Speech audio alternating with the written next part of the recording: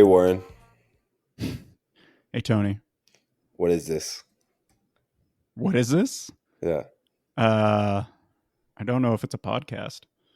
I think, isn't this Cycling Fashion Week? The only podcast dedicated to cycling culture and style and fashion. You're right, Tony. That's what this is. I forgot. I think a lot of people have forgotten, although you did a great sort of comeback recording with a good friend of the pod, guest co-host Jake, but now they got two of the three originals for what we'll call I guess a minisode.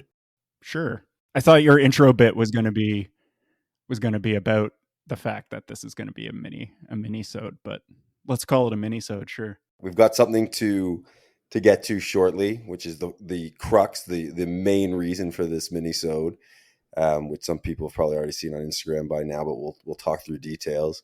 But I couldn't let my return to Cycling Fashion Week come without a rant. Just to start off, some sort of comment that in the cycling world that has bothered me. And this one happened today, actually. Is it even fashion related? It's not fashion related. It's well, we call it culture because it's kind of etiquette or just cycling related. And this happened to me today, this morning. I was out for coffee at a lovely little coffee shop in the West End of Toronto that I like to frequent. And it's right by the corner on Bloor Street. Again, not the busiest part of Bloor Street, but certainly not a quiet suburb either. So there's action, there's traffic, there's cyclists, there's a cycling path on Bloor Street. There's lots of pedestrians, lots of people walking around. It's a nice little walkable neighborhood, very European, I would say.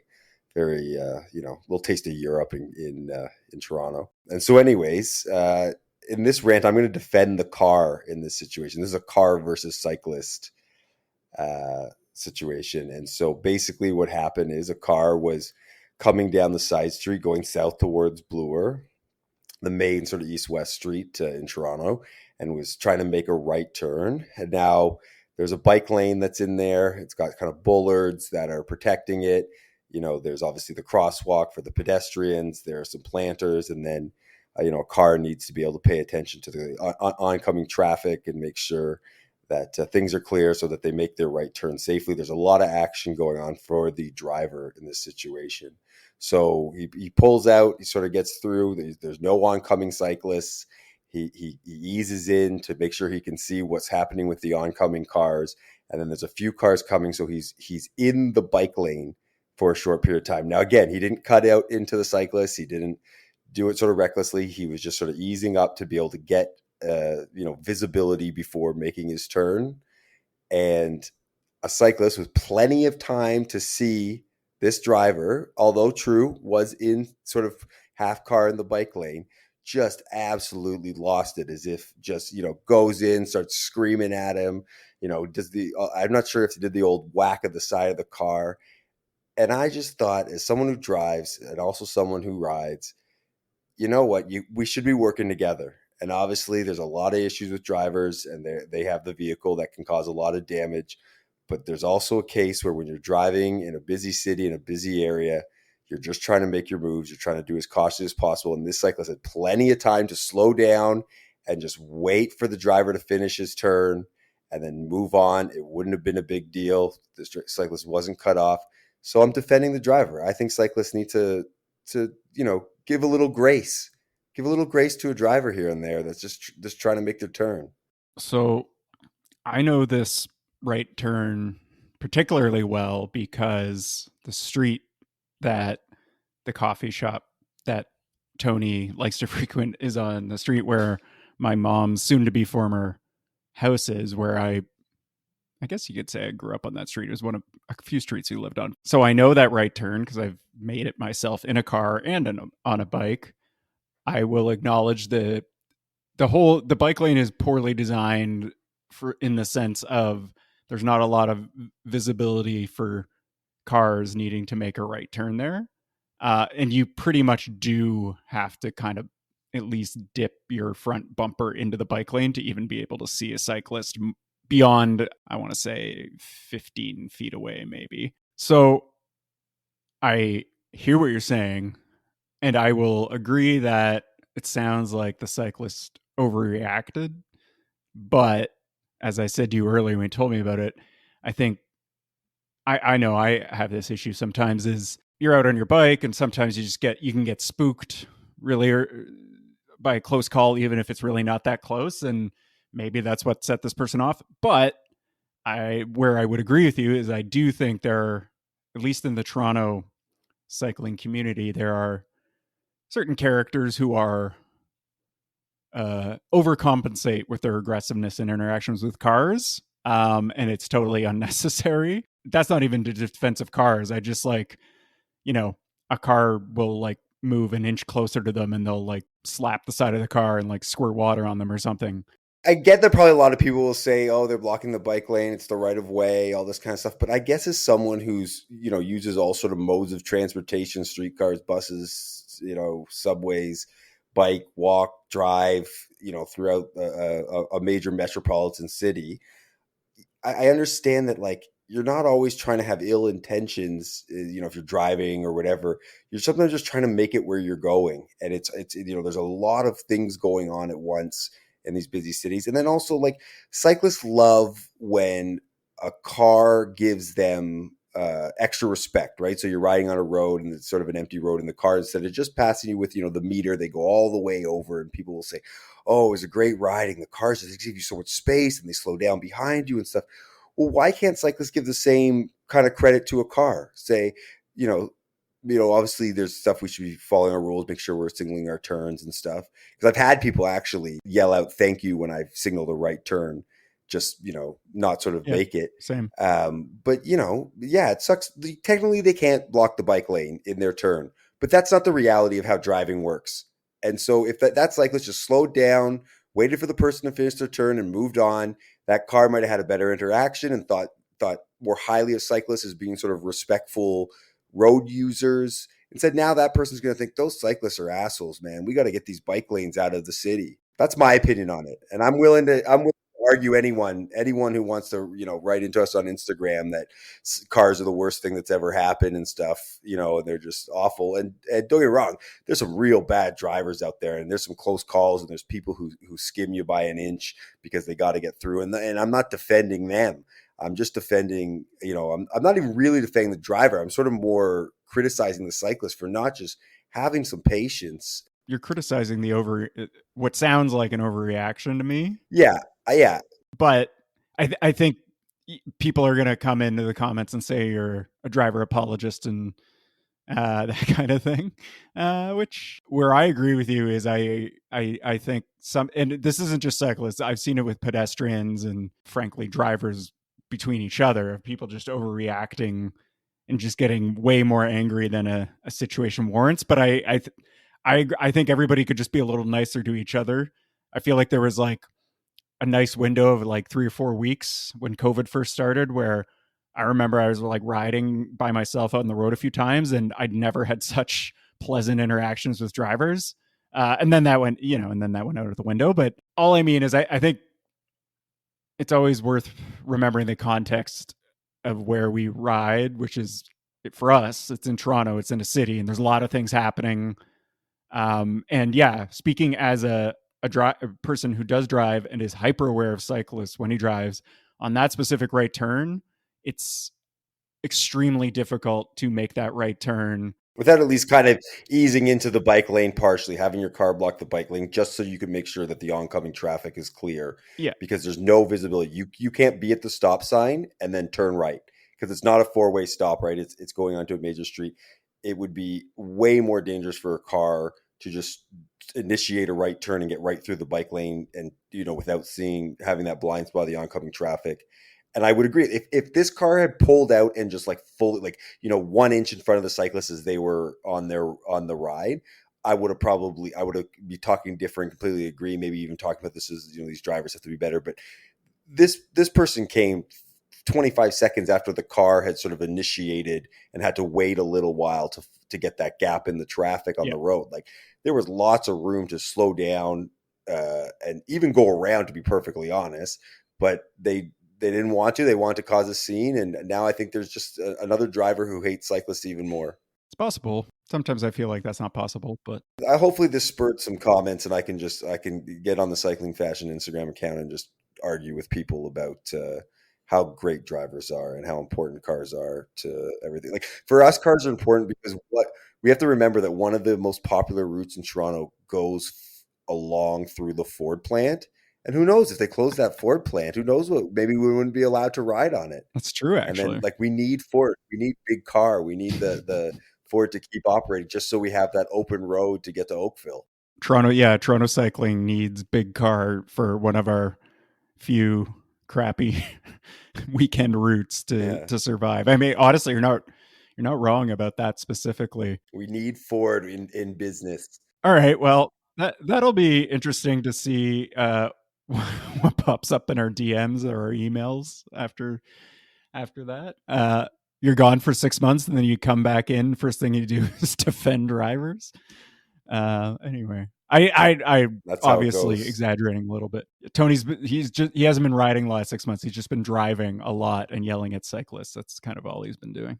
Exactly. Well, I'm one of those people where whatever mode of transportation I'm in, everyone else is a moron who's dangerous. So when I'm driving, the cyclists are awful, the pedestrians suck. When I'm walking, the cyclists don't care and they're on the sidewalk. When I'm riding my bike, the drivers and the streetcars, dangerous. I'm just kind of one of those people where I'm great at what I'm doing when I'm doing it, and everyone else around me, including the other cyclists, the other drivers, the other pedestrians, the other subway users, TTC users, they're all wrong, and I would do it the best and the most safe and efficient way.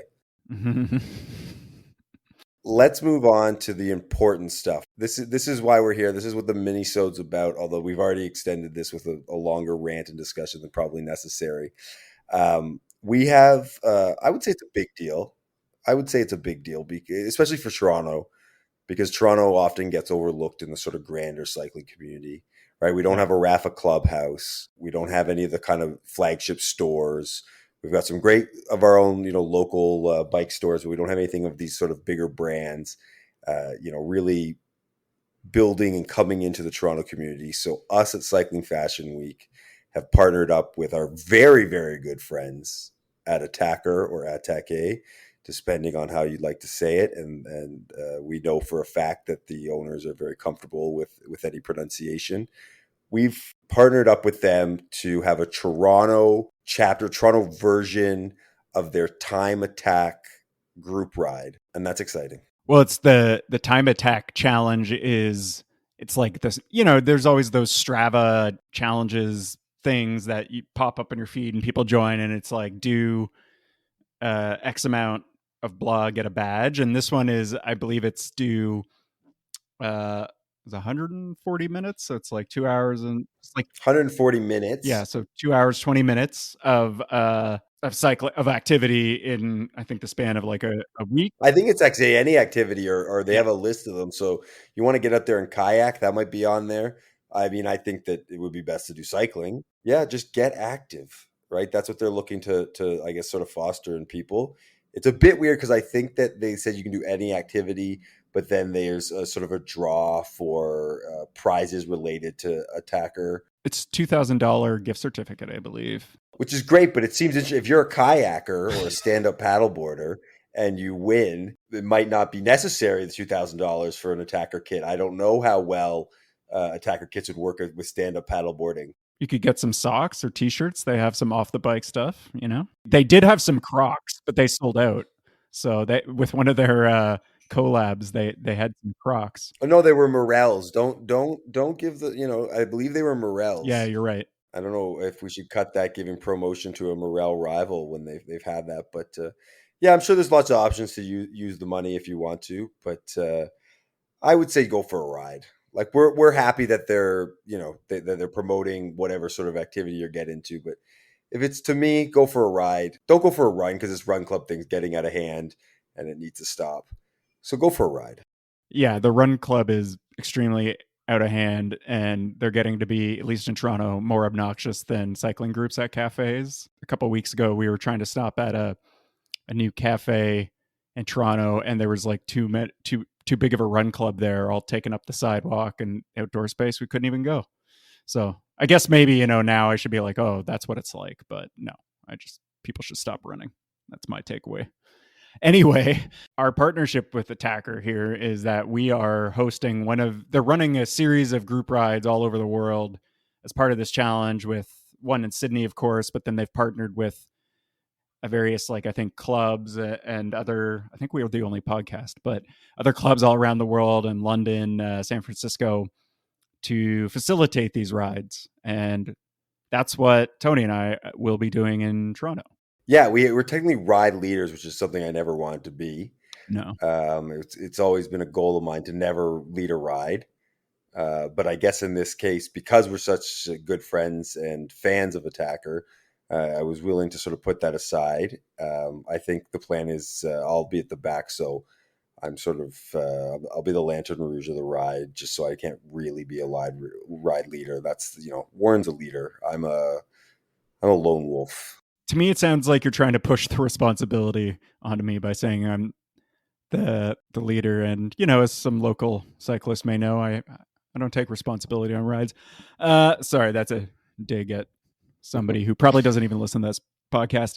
Anyway, but it's all of the rides they're doing, and our ride's going to be, it's casual, no drop ride. So the only thing I'll be doing at the front is if somebody were to go off the front fast, I'd be like, no, nobody chased that person. Oh yeah, I can just let them go. They can meet us at the end. Yeah. So I guess that's a good segue into sort of the rules and the understanding of what this ride is all about. Besides the time attack challenge, getting in your 140 minutes to be able to qualify for.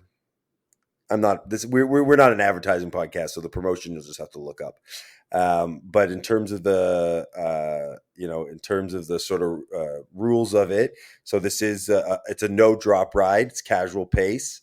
It's meant for beginners. But with that being said, we do have some expectation that you've ridden in a group, that you sort of understand how to ride in a bunch. You understand the sort of safety protocols of it.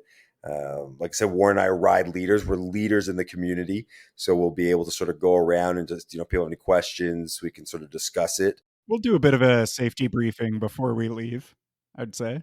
Yeah, I've been to rides where people do that and then no one listens. But I'm also a very aggressive person, if the listeners haven't been able to tell. So I will tell you when you're doing something wrong.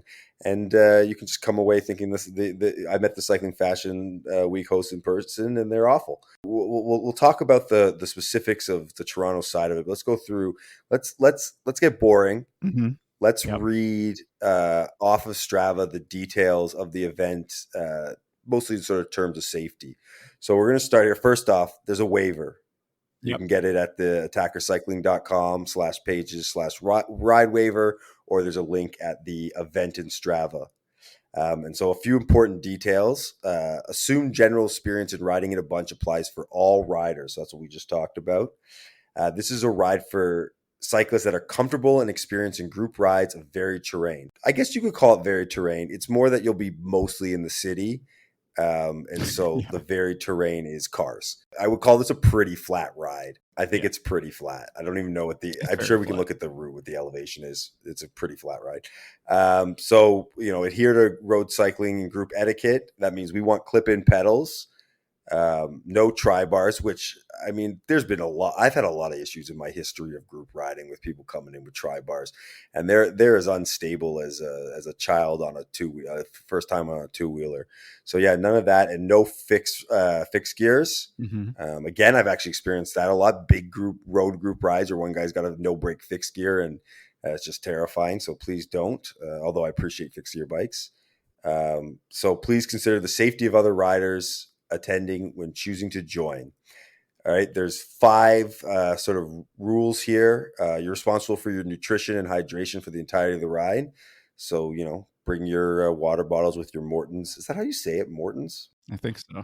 Expensive, that's how you say it. I'm not spending $70 on 4 servings or something. You're also responsible for your mechanical support. So, bring your tubes, CO2 cartridges, pumps.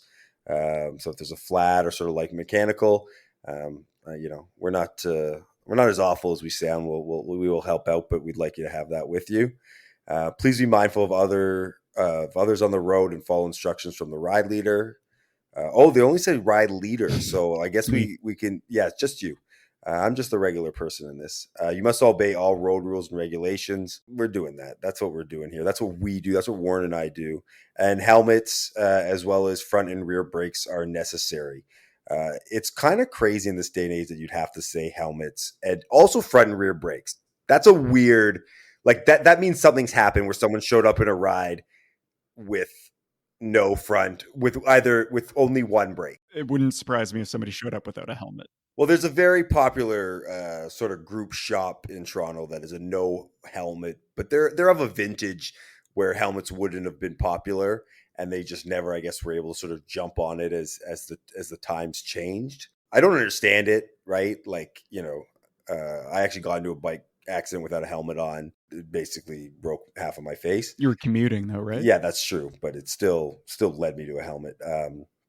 So yeah, helmet. The brake thing's weird. Quickly on that, Italian Alex actually was doing laps in High Park with that one of the well-known guys who does not wear a helmet, and he asked him kind of casually because we all think it's really stupid, and he wasn't trying to put him on the spot or like make fun of him. He was just trying to find out, and the guy said that he came up in I think the 80s racing without, and they didn't wear helmets then, and he's just sort of stuck with it, which I mean, I kind of get, but I mean, it's a big price to pay for your pride. My parents grew up without seatbelts. They wear them now. I've never seen my dad get in a car and be like, well, I didn't have a seatbelt when I was a kid. What am I doing now with this seatbelt?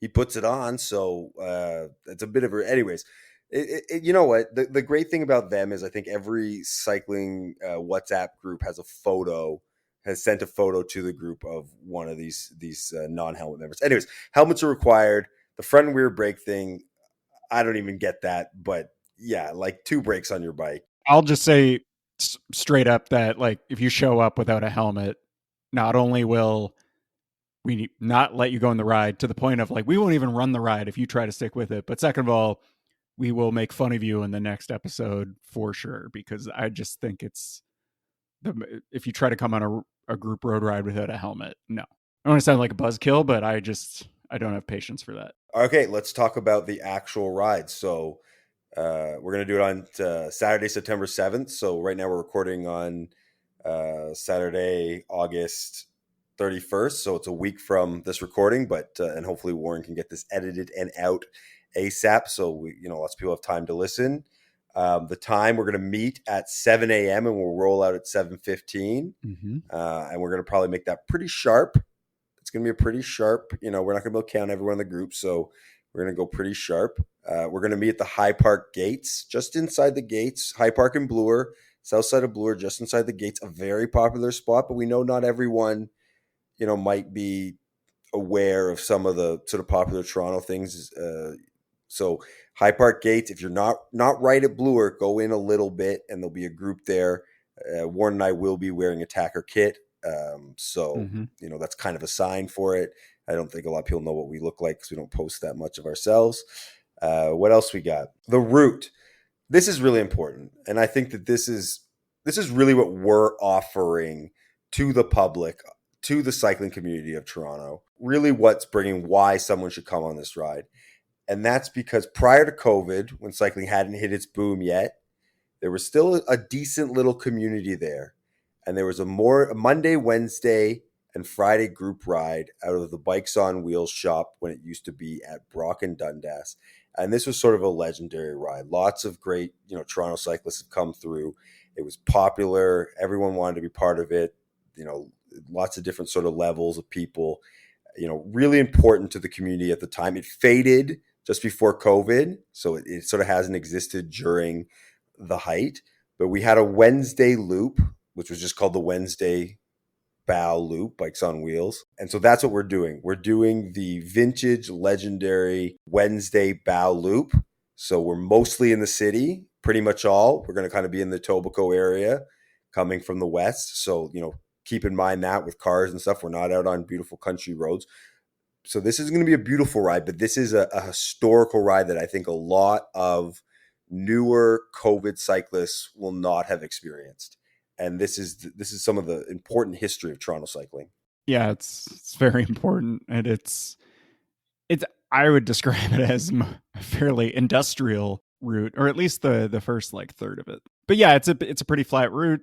And Tony's point, it's very famous, and people may wonder why we're only doing about a 45k ride, but that was sort of within the guidelines of what we were asked to do for this. So we're keeping it relatively short. I don't think it will take the whole 140 minutes of the Strava challenge, but you can ride afterwards or the next day to complete the Strava challenge and get entered for the voucher. But one key part that Tony hasn't mentioned yet is the ride's going to end at a coffee shop, specifically at Wallace Espresso, their location that's just off St. Clair.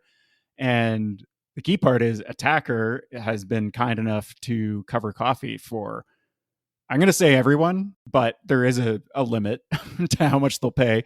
I just don't think enough people will come to cover that, but who knows? We'll find out. So you'll likely get free coffee courtesy of Attaquer. It depends on how many people come. Right now with the numbers, we're looking at free coffee. It'll probably be fine.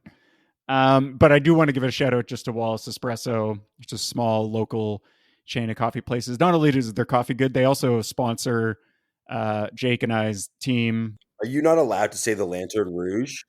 Like you always say my team, the team I'm on. You can't, like, did you have some sort of embargo? No, I mentioned it last. But you always say the team. Just say Lantern Rouge.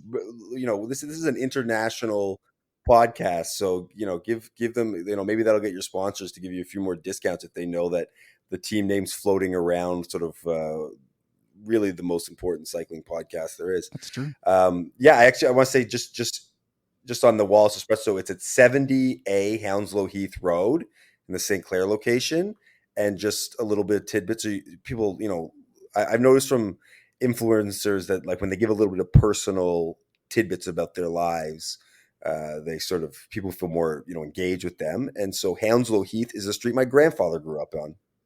That's a little bit about me. Oh, really? Yeah. Grew up on Hounslow Heath. I didn't know that. Yeah. Well, this is a historical ride in many ways then. Yeah, exactly. Cycling history and Tony history.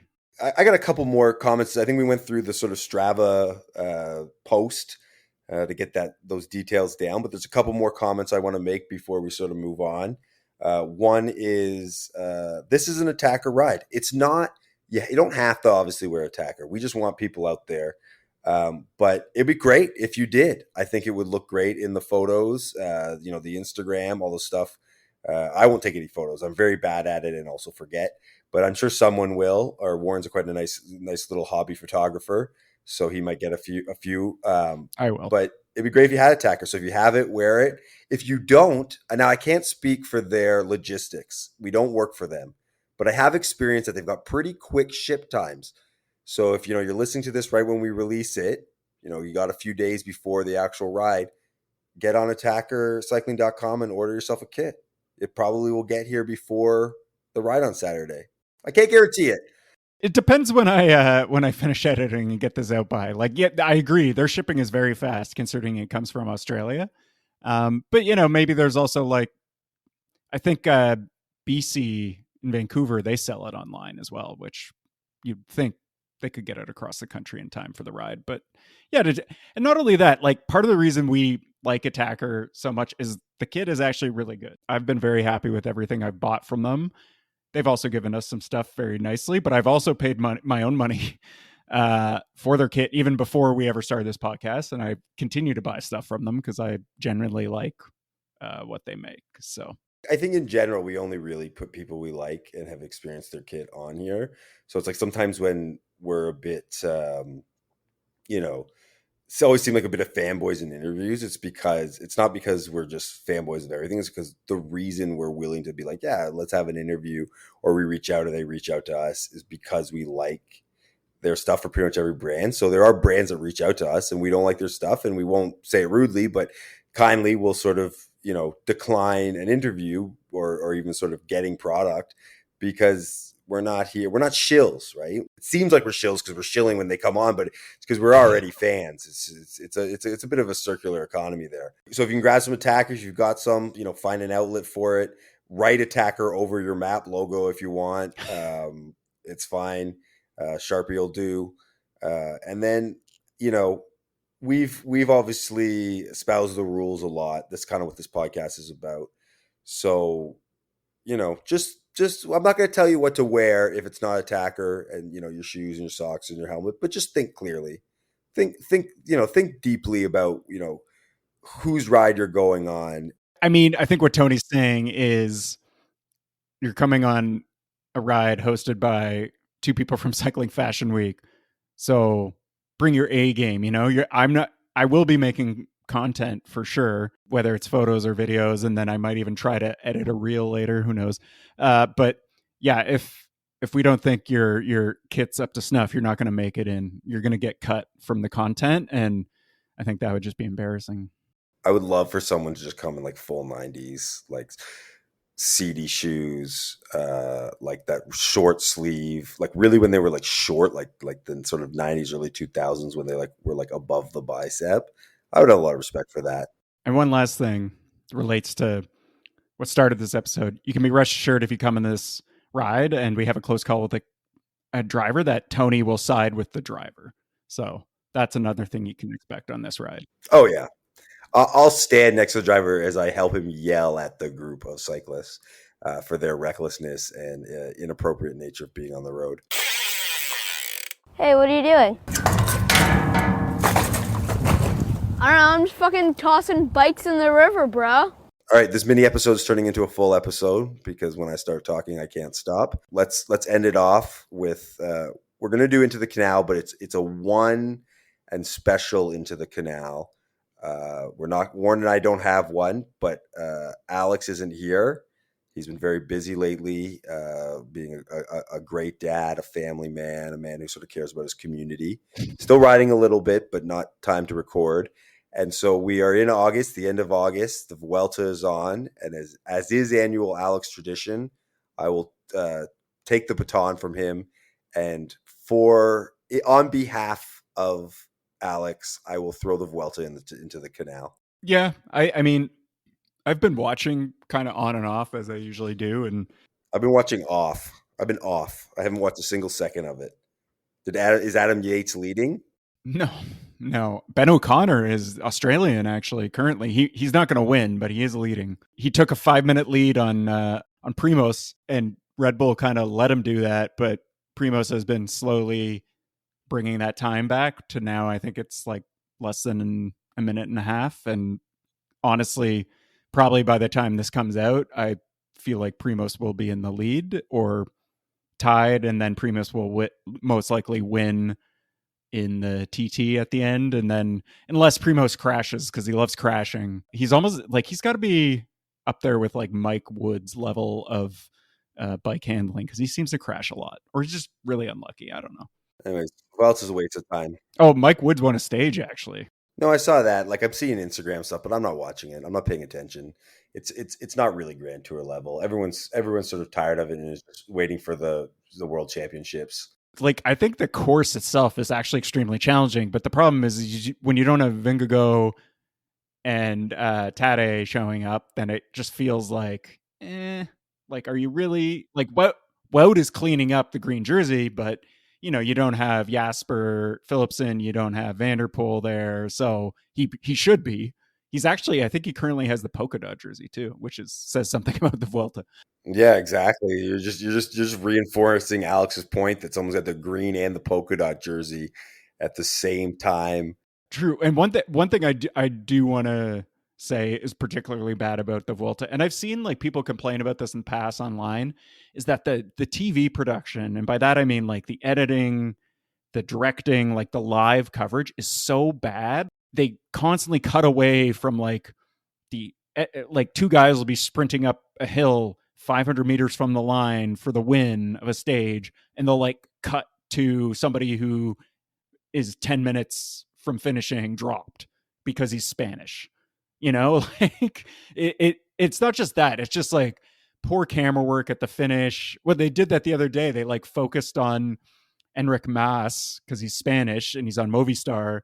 Wow. And they didn't show all these other GC contenders crossing the line at this finish stage. Like I don't think that's all of it, but it when you really start to like pay any kind of attention, the TV production is, whoever's doing it for the Vuelta is just awful. Like if they ran the tour production every year, people would lose their minds. Like, it's really poorly done. So I'm with you on that. I mean, for me, I still enjoy watching bike racing, but yeah, it's kind of like you can just throw it on the background and it's not really a big deal if you miss it and it's spoiled for you on Instagram. It's, yeah. We have the GP Montreal coming up. We got the Worlds coming up. Let's, you had the Olympics this year. You take a little break. We forget about the Vuelta. No one's paying attention, and then we move on. And then the season ends, and we sort of get ready for what's really good, the classics. So I think the Vuelta is a bit of a waste of time. Yeah, I'm with Alex on it. He wasn't here to say it, but you can go back, basically go back yearly to episodes around this time, and Alex will have his version of the rant. Nothing wrong with going back to the back catalog. Keep yourself entertained as we record once every 4.5 months. You should do a re-listen. People rewatch shows on Netflix. You should just re-listen to the podcast. Just go back. Maybe don't start from the first episode. Maybe go like that was pretty bad, that episode. Yeah. Oh, I mean, the first episode of The Wire wasn't great. It need to set up the universe. That's what we were doing. So we've got it all laid out. I had a rant that was too long. We had a conversation about the wonderful, important Attaquer Cycling Fashion Week Toronto Time Attack Challenge ride. We threw something into the Canal. Now we're at the end. My final comment before we'll let Warren send us off is Skylar will probably be at the Time Attack Challenge ride, and that's awesome. And Jake as well, I think, is also coming. Yeah. Skylar's the only fast cyclist who's part of Cycling Fashion Week. If she doesn't show up, it's probably because she found a race to go to. All right. Well, that's the world's longest Minisode ever recorded. Another cycling fashion week in the books, just without a full roster. But we'll hopefully see you September 7th, 7 a.m., High Park Gates, wearing your best kit. Or you can't come.